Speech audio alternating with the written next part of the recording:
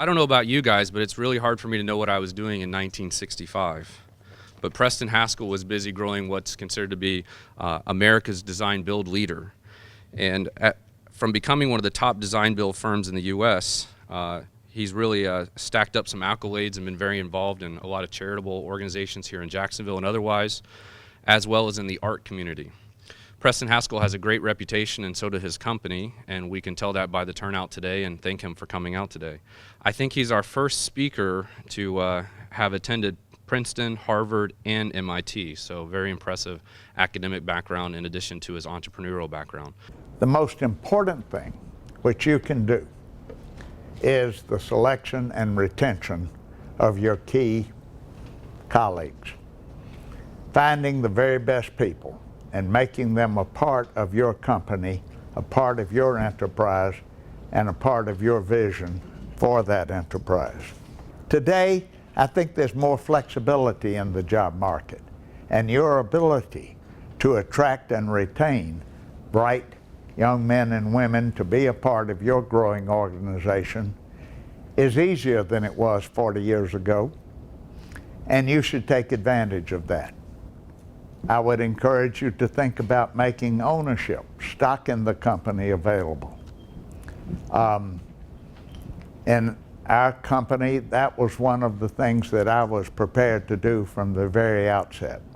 And I was able to attract one or two, indeed some of my former colleagues from the company that I worked with before, came a year or two later to join our company because we had the opportunity to share in the ownership of the company.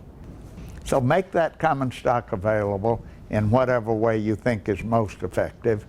But if you build it up to where a large number of your colleagues are shareholders, then everyone has a stake in the success of the business. But another cultural value, a phrase, if you will, that I often use is he or she who makes no mistakes is not taking enough risk.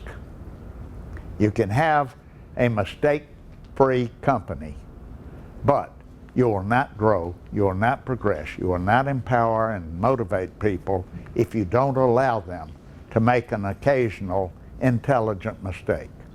People who are committed shareholders, committed colleagues, also become the people who can succeed you in top management, top executive roles. For the longest time, I felt very strongly that my successor would come from within, and had indeed groomed a number of people to the senior vice president and executive vice president level with the thought that ultimately one of those would succeed me and others would step up into very top management positions as well. And that's largely been true with one big exception. Many of you know Steve Halverson, who's president and chief executive of our company. And that was an interesting proposition that I found myself with. I had this cohort of very capable people, 10, 15 years younger than I. But I also had met Steve Halverson through industry connections. We served on an industry board of directors. One day, after such a board meeting, I thought to myself, if I could get Steve Halverson, it would be worth the risk, and it is a risk, of going outside. And I caught him at just the right time. He was considering making a move. Indeed, he was advanced in his discussions with another company. But I was able to offer him two things that he was not able to get in his then current employer.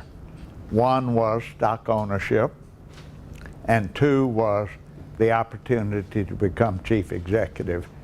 There were 5 or 6 of them who reported to me and would report to Steve Halverson upon his arrival. And Steve and I arranged it so that he came to Jacksonville 2 or 3 times as we were transitioning, and we met individually with each of those 6 people. And I would tell them ahead of time what it was going to be all about.